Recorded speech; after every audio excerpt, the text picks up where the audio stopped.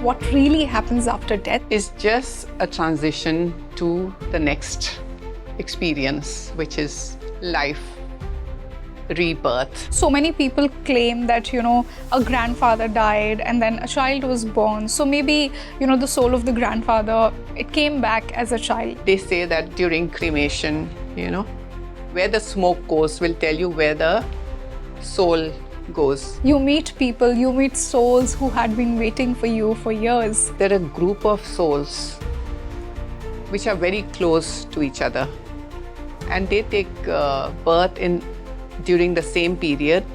They are there to help each other or maybe to teach each other lessons. And when you die and you meet them in the afterlife, it's like having a party. Why do you think that our whole life is somewhere a preparation for the last moment of the death? That energy that he carries with him is going to take him to another lifetime where he's going to carry the same emotions. Does that really happen, that some people can see when they're approaching their death? When you are about to die, the veil becomes very thin between what you know as reality and the other world.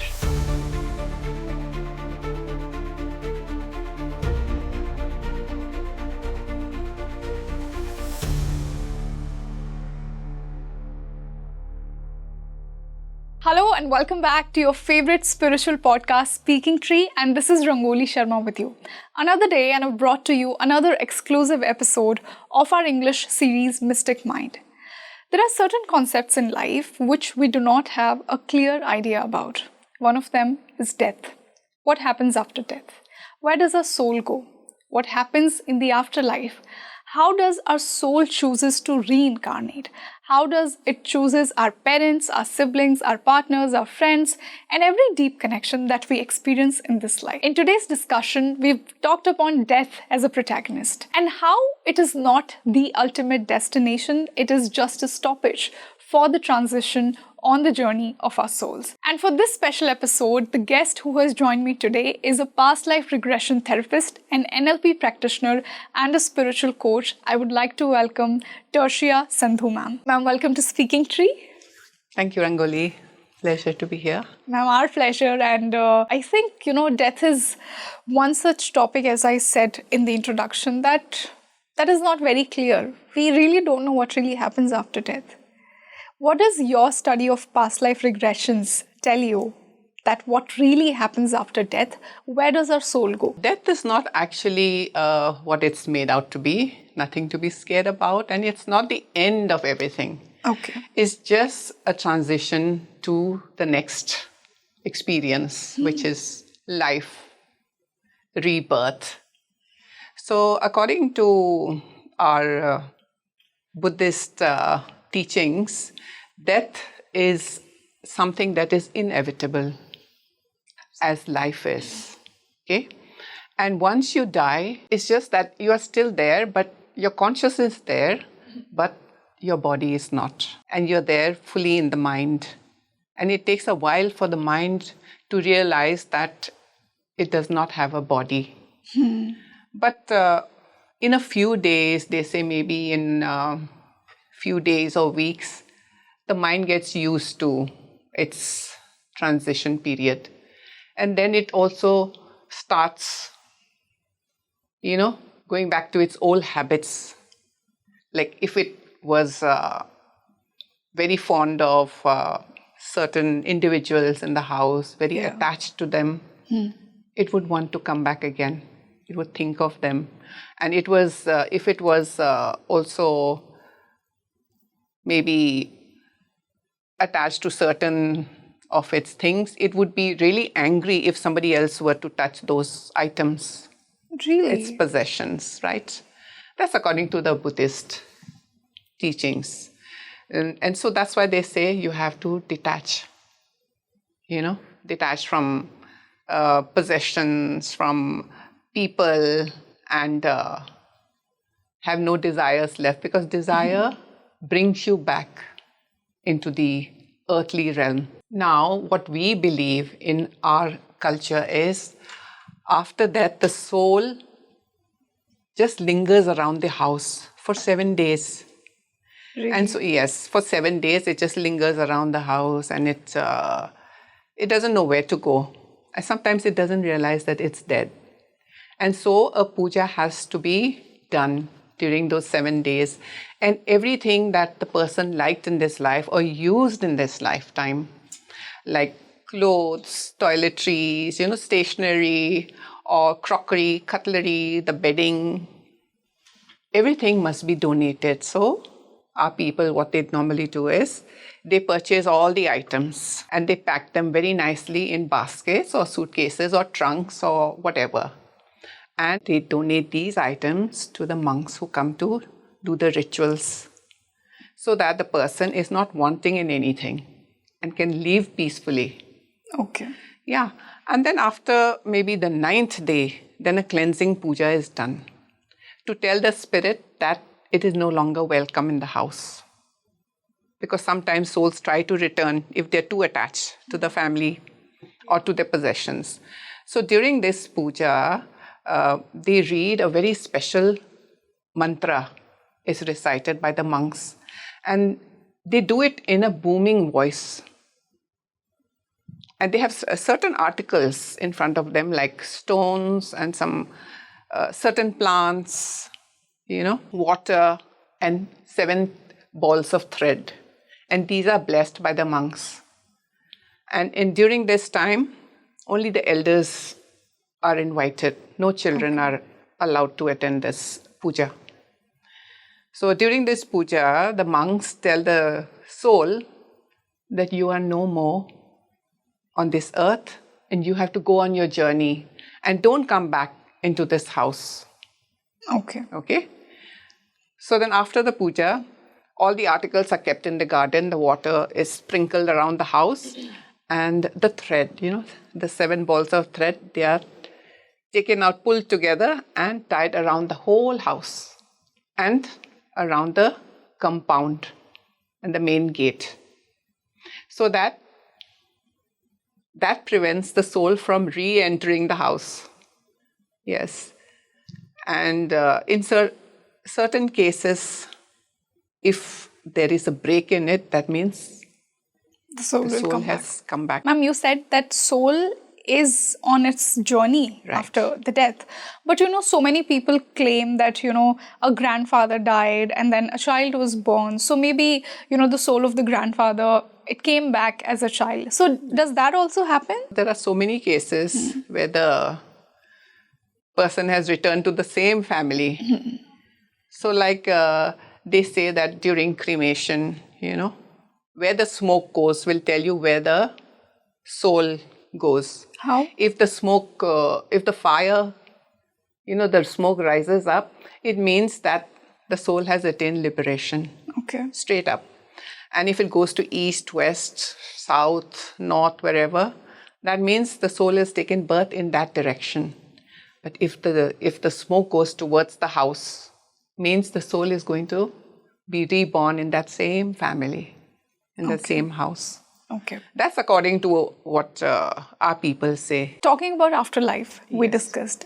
What really happens when soul is on its journey? Like soul has left the body and it's an afterlife. They say you meet people, you meet souls who had been waiting for you for years.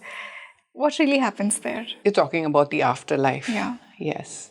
So what happens is there are a group of souls which are very close to each other. And they take birth during the same period. They are there to help each other or maybe to teach each other lessons so that they all grow, And when you die and you meet them in the afterlife, it's like having a party. And they all come in their light forms and they may appear to be around the age of maybe in their 20s or 30s, where they looked very beautiful, And even souls of children who died very young, they will grow up and they will be there to receive you. Like if the mother has lost her child or even during miscarriage or abortion, the child will be there and the mother will recognize the child, even though she has not seen that child in human form, but she will recognize the soul. So they're all there to meet you. And it can be the souls of our pets also, right? Right. But then there is a pet heaven.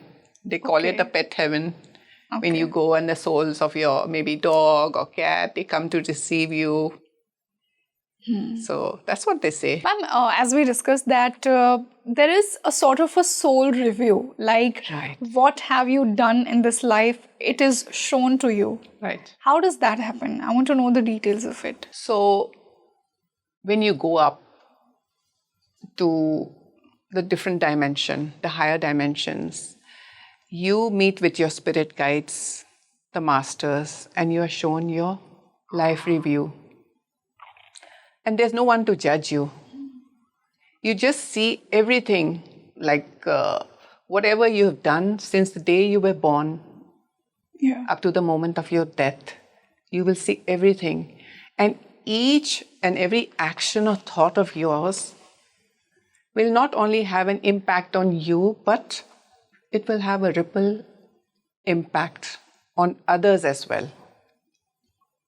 So it's not you who's going to feel it. You will feel the feelings of those people too. It will be so powerful. And you will see everything. You will experience each and every moment of your life and how it has impacted other people. And that's why you have to be so conscious while you're alive. You have to live consciously, keeping others in mind. And also, when you're there and reviewing your life, you realize the mistakes that you've made, the lessons that you learned or maybe didn't learn. So it's something that is not told to you by someone, but it's something that comes from within, the understanding, the clarity, the insight that comes to you. Ma'am, how does the soul decides to come back? That, this was my lesson that I did not complete in this life. This is somebody who I did not justice with. So how does the soul decides that I want to come back in this family? How does the soul chooses parents, partners, siblings, friends? So depending on what lesson the soul wants to learn, So it decides with its guide, with its spirit guide, it will decide, or with its soul companion, they decide, okay, let's go down to earth and I am going to learn this lesson. And you are going to be my teacher. So maybe its soul companion will say, okay, I'll come down and be your teacher, but I'm going to be really harsh. And then when they're reborn and the soul, comes down and the companion comes down as the maybe very strict mother-in-law and makes her life miserable. Yeah. And over here, the soul has forgotten the planning, the actual purpose for its birth. And then it starts wondering, why is she behaving so meanly with me? I have done nothing to her. Exactly. Yes. But it is a lesson that the soul herself wanted to learn. The lesson is for her and not for that mother-in-law. It's for her. Yeah. Yes. So it's fair to say that if we have some challenging people in our life, they all are trying to teach us something and we all signed up for them. There's nobody to be blamed that why did you come in my life? Right. So I believe, ma'am, as they say that the biggest loophole about this game is that you're going to forget why you come here. Although everything is pre-decided, we ourselves choose who is going to teach us what. Ma'am, off the camera, we were talking about that last moment of death. Why is it so important? Why do you think that our whole life is somewhere a preparation for the last moment of the death, as you were telling me? When the person is about to die, his last thoughts, feelings, emotions are very important because that energy that he carries with him is going to take him to another lifetime where he's going to carry the same emotions. So if a person dies feeling very angry with someone, or maybe just angry with the world, blaming everybody, he's going to take a rebirth you know, and take a life as someone who is dissatisfied with life, who's not happy, who's always angry. And it is because he has to learn to overcome that anger. And if a person dies with some regrets of not having fulfilled some wishes, he will take rebirth again to try and fulfill those wishes. But sometimes he may not realize it. Like normally people don't realize why they have come down to earth. They think they always wonder, what is my purpose? And everybody comes with a purpose. Nobody is born without a purpose. But we have forgotten. And so it is we have to work on ourselves. So they say that meditation and prayer and being detached from all material things and worries and living peacefully, compassionately is very important, so that when you are dying, you don't have these strong emotions with you. You can die peacefully in a meditative state, accepting that death is natural, is nothing to be scared of. So that's why meditation is very important. And in our culture, where I come from, we prepare for this moment. So people around the age of 50, they leave all their worldly duties and they go for meditation, they go for vipassana, for retreats, where they live in the dharamshala for a few months, and then they wear white clothes and they sleep on thin mattresses. And they have only one meal a day, that too before 12 o'clock. And they spend their time in prayers and meditation. This helps them to stay detached and also be desireless. And it prepares them for death. So it's fair to say that the quality of this current life, the quality that you're living with, it somewhere prepares you for that end moment. And that's why they say it's so necessary to do meditation, to, to pray to God, to remember God, so that at the last moment, when the last moment comes, you only want to attain Him. Yes. And if you have some unfulfilled desire, you would come back here again to fulfill that, to settle your karma. Right. Definitely, definitely. Ma'am, now let's talk about some signs before death. I've heard many people saying that they can see people approaching them, they can see angels coming to, take him with themselves. So does that really happen, that some people can see when they're approaching their death? I believe so. Because when you are about to die, the veil becomes very thin between what you know as reality and the other world, So then you start seeing people who you were close to, maybe family members or any other loved ones, friends, and then they come to receive you. So that to say that you're not alone, we are there to receive you. Just like when we take birth, there are so many people to receive us. So we're taking birth on the other side. Death is like taking birth on the other side. So there are people to receive you. And also, there are many accounts of people, feeling very happy just before they die. Like they keep talking about some relative of theirs in the room with them. And you can see nobody, but these people see. Yeah. Exactly. They see them very clearly. And then they smile before going and they reach out their hands as though somebody is calling them. And they die peacefully. For example, personally speaking, when my mother was dying, she had a very painful death. She had cancer, and cancer had spread to the brain. So she was a lot in pain. And then finally, just before she died, she reached out her hands and she smiled as though somebody had come. And we feel that it was my brother who had come to receive her. He had died when he was 28 years old. And so that's the feeling we have. And it must have been him, because she was very happy just before dying. But otherwise, she was always in pain, mourning. And that's why they say that before death there are signs. Like some people, have dreams that something is going to happen to them. And then when it happens, maybe not to them or to their loved ones, but then they see it beforehand. Or maybe they see other signs, like my brother, just 1 month before he died, he told me, like, I'm going to die before all of you. And I said, don't speak nonsense, But 1 month later, he had an accident. He fell off the bridge and he died. Nobody expected it, but it happened. And maybe that was the time that he was given, or the time that he chose to leave. Because we always choose the time of departure.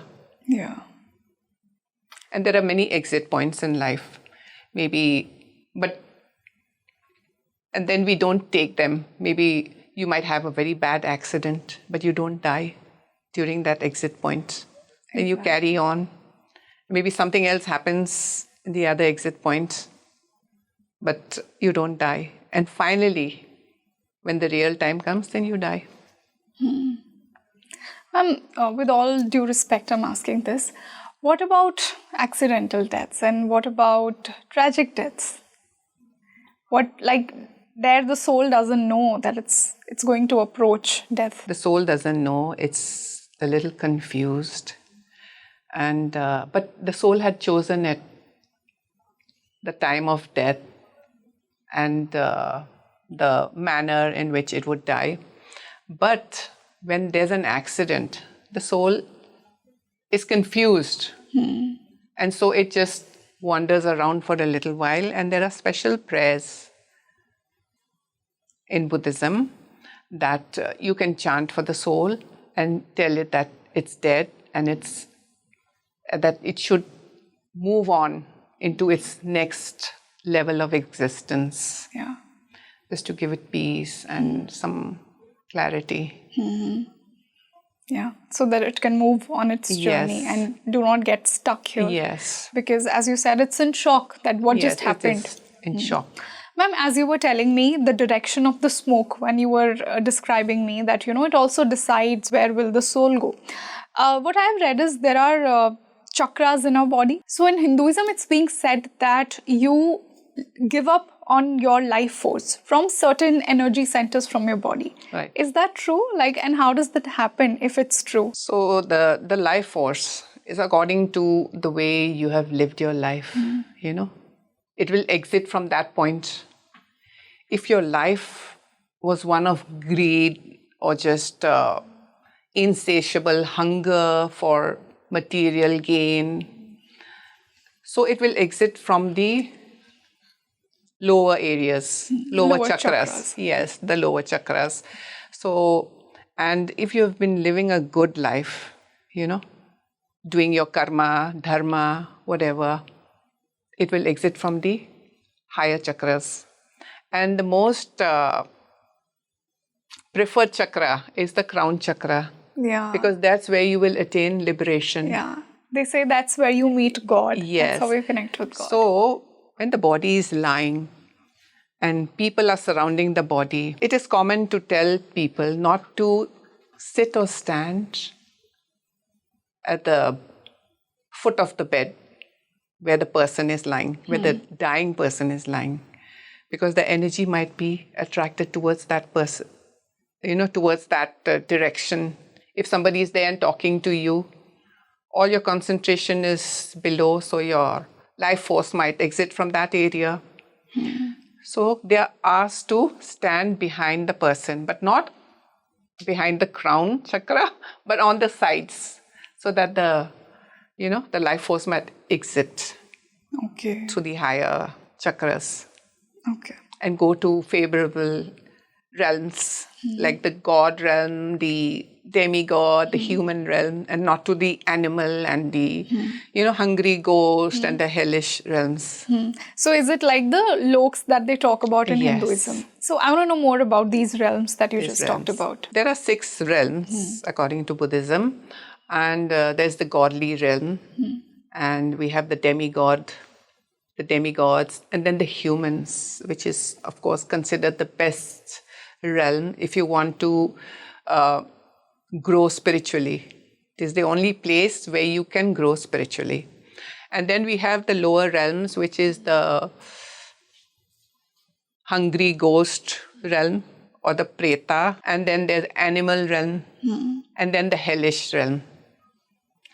And they say that there are places like this, realms like this, but some people argue and say it's just the state of the mind. Sometimes when you are in the heavenly realms, everything is working out for you, you're living a good life, But when you're in the hellish realm, everything is like not working out for you, you're suffering. So some people say heaven and hell is here on earth. But according to Buddhist text, it is actually a world there.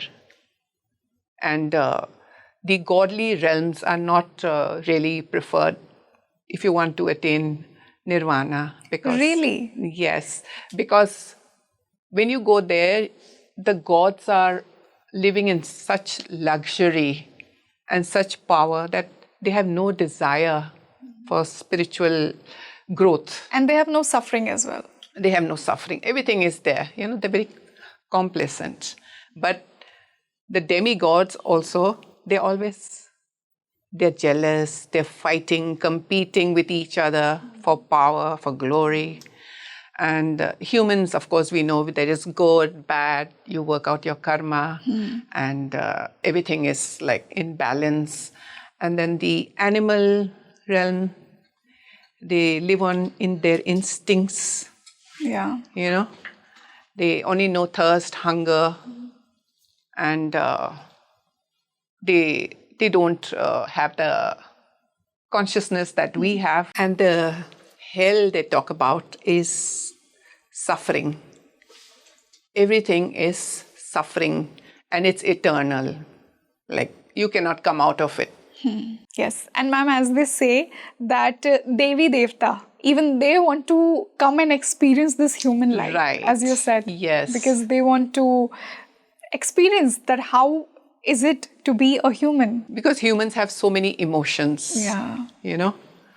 And Devi Devtas, everything is working out well for them. They don't suffer. They don't know what suffering is because they are in a different blissful state. Yeah. But we as humans, we get to experience the good, the bad, the ugly, the darkness, the light. Yes. And they say that you have to go through the darkness in order to appreciate the light. So suffering is important. And Buddhist, of course, Buddha said that samsara is dukkha. Dukkha, that means suffering. And the only way out of this suffering is to attain liberation or nirvana, where you don't have to take birth again in this world. And what's the idea of heaven? What is actually heaven according to the past life regressions that you've done? Any soul who described to you that this is where, I went for some time, they say that it's temporary at the same time. Yes. So how is life like there? I did this session, and the soul went to heaven and discovered that it had wings, It just sprouted wings and it was in the clouds. And then it saw other souls too. And they were all rushing towards a certain direction. So this soul followed them. And they went through a beautiful gate. It was like fully decorated with flowers. And then I said, okay, go inside and see what's inside that gate. So the soul entered the gate and it saw a long table laden with food, as of fruits and everything, the most delicious food. And then the soul went further inside and saw a lot of other people, all in long white gowns, and it knew everybody. Everybody knew everybody. They recognized each other. And it was like a garden, a beautiful garden with colorful flowers. And the flowers, the soul was telling me, it was nothing like the flowers that you see on earth. They were all living and glowing. Wow. in different colors. And the colors are not something that you see on earth. And then, so I asked, who is your host? And he said, Jesus Christ. And so I was shocked. I said, okay, what does he look like? He says, I can't see him because he's so bright. It's just a bright light. But I can feel like he's hugging me. And then tears started rolling down this person's face and says, there's so much love I feel here, you know? And it's so beautiful. And then, so I let that person stay there in that state for a long time. Later on, I said, okay, you can come out of this state. This soul asked Jesus, what is my purpose in this life? And Jesus told him, just go and enjoy your life. And that's all. And so when the soul returned to its body, he went on to Google and then he tried to see Heaven's Gate. He typed Heaven's Gate, and the pictures that he saw did not do justice to what he had seen. He's saying Heaven's Gate is more beautiful than all the pictures here. As they say that our imagination is also very Yes. limited. We can imagine to a certain extent, but the wonders, they are actually bigger than what we can think of them. Right. Yeah. And you can only see it when you're in the trance state. So, ma'am, how can one determine the path or realm in which a soul is going to reincarnate? Is there something that decides that as well? It's according to how you live your life Okay. in the present. Okay? So if suppose you're a thief, in your next life, you may be born as the beast of burden. Or you may have a life where all your wealth is taken away, or you may not make money. People will cheat you, you will be robbed, and you will not make any profit. So karma plays out like that. So it's according to how you live now. So that's why it's so important, they say, to stay away from attachments and desires, because these are the two things, attachment and desire, which will propel you to your next birth, the next life. So if you live a good life, a dharmic life, where you offer donations, or give to charity, or pray, or live ethically, and live a good moral life, without hurting others, you will be sure to be reborn in a good realm. But if you're selfish, you're greedy, you're angry, you will be reborn in the lower realms. So that's why it's important to live consciously and mindfully. And ma'am, what about the souls that get stuck in the lower realms? What is their vibration like? They're living there, they have no intention or inclination, maybe, to become more evolved, because the thought of spirituality does not arise.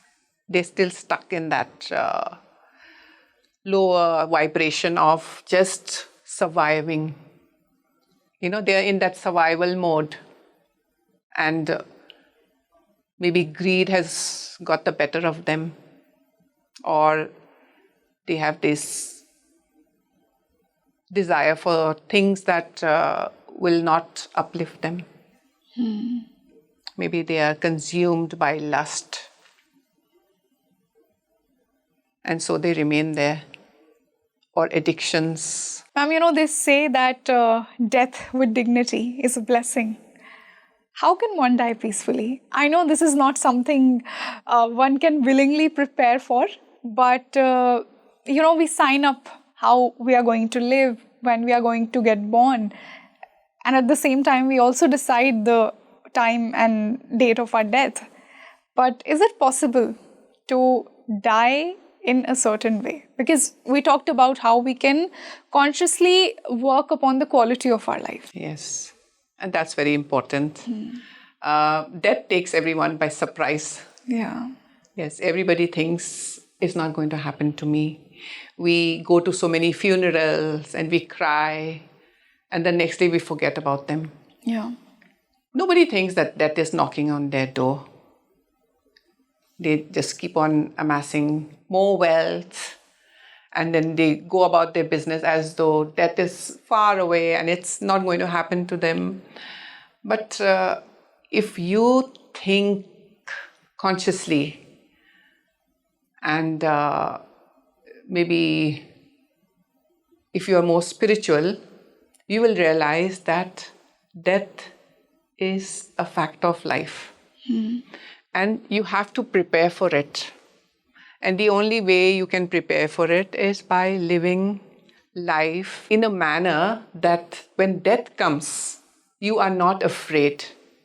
You are not going to fight it, but you're going to accept it, just as you would accept your breath. As though it's like something that you will accept death naturally, without any fight, without any anger, without any disappointment. And you will welcome death because you know that death is the doorway to another life, maybe a much better life than what you've had now. Sure, ma'am. And by today's discussion, I'm sure I definitely understood what death actually is. And I hope that was my intention with this discussion, that our audience also understands to not be like scared of death because it's not something that we have in our control. But I somewhere feel that it's just a stoppage for another life. Death is not the destination. Right. It's a mode of transition on the journey of our souls.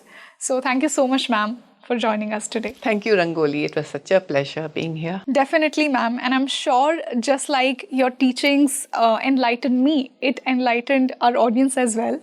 So do let me know in the comment section, how did you like today's podcast? What are your opinions on death? Do you get scared by the idea of death, or do you have a better clarity on death after this podcast? Do let me know and share this as much as you can. Because as I said, death is just a stoppage for the transition of the journey of our souls. It's not the ultimate destination. This is Rangoli with you, and I'll see you in another podcast. Thank you.